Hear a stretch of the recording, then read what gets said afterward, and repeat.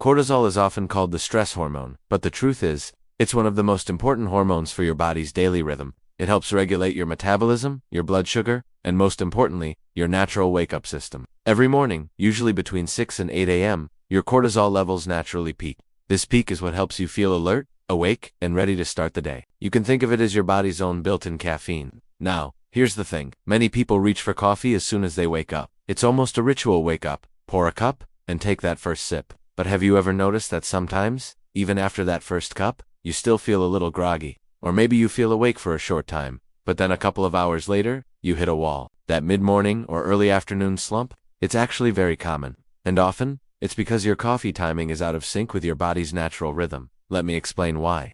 Caffeine works by blocking a chemical in your brain called adenosine. Adenosine is what signals to your brain that it's time to rest. When you block it, your brain feels more alert and awake. That's the science behind why coffee works in the first place. But here's the tricky part. When your cortisol levels are already high, which they naturally are in the early morning, your brain's receptors are already in alert mode. So adding caffeine on top of that doesn't have as much of an effect as you might think. In fact, drinking coffee during this peak can sometimes backfire. Your body may produce even more cortisol to compensate, and this can lead to subtle stress, jitters, or even fatigue later in the day. That's why sometimes, even with coffee, you still feel tired or maybe a little anxious or restless. It can feel confusing, right? You think caffeine is supposed to wake you up, but instead, it's leaving you feeling off balance. So what's the solution? Timing. Experts suggest waiting at least 1 to 2 hours after waking before having your first cup of coffee. For most people, this means somewhere in the mid-morning range roughly between 9:30 and 11:30 a.m. By this time your cortisol levels have naturally started to decline, which makes caffeine more effective.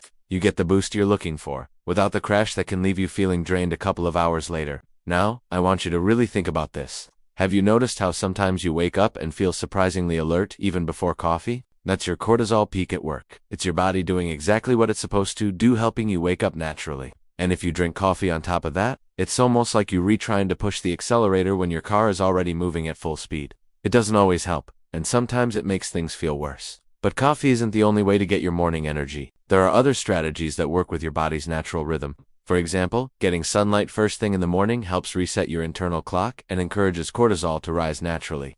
You don't have to spend an hour outside, just a few minutes of sunlight. Or opening your blinds and letting the natural light hit your face while stretching can make a big difference. Drinking a full glass of water immediately after waking is another simple but powerful strategy. Overnight, your body can get dehydrated, and even mild dehydration can make you feel sluggish. Water helps wake up your system and supports your natural energy. And don't forget about movement, light stretching, yoga, or even a short walk around your house increases blood flow and oxygen to your brain. This gives a natural boost to your alertness without touching a single drop of caffeine. If you love coffee, and let's be honest, many of us do, there are ways to make it work for you.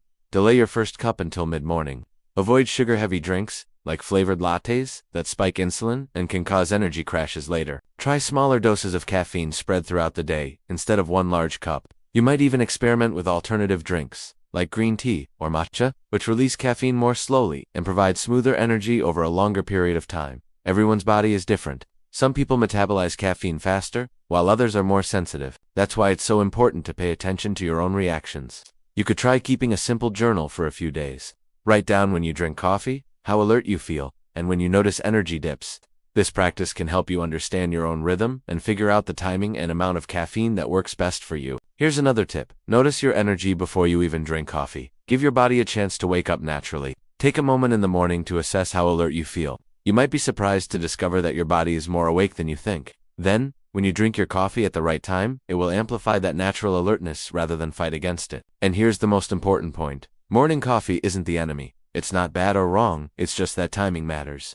By aligning your caffeine intake with your body's cortisol rhythm, you can feel more awake, more focused, and more energized throughout the day. Imagine a morning where your coffee gives you exactly the boost you want, without the mid-morning crash. That's the goal. So tomorrow, try giving your body a little time to wake up on its own. Notice your natural energy. Take a glass of water, maybe step outside for a few minutes, and then enjoy your first cup of coffee at the optimal time. You'll likely feel more energized, more focused, and more in control of your day. With the right timing, your morning coffee can finally do what it's meant to do. Wake you up, give you steady energy, and help you stay productive throughout the day. And the best part? You don't have to give up your favorite ritual. You just have to let your body lead the way.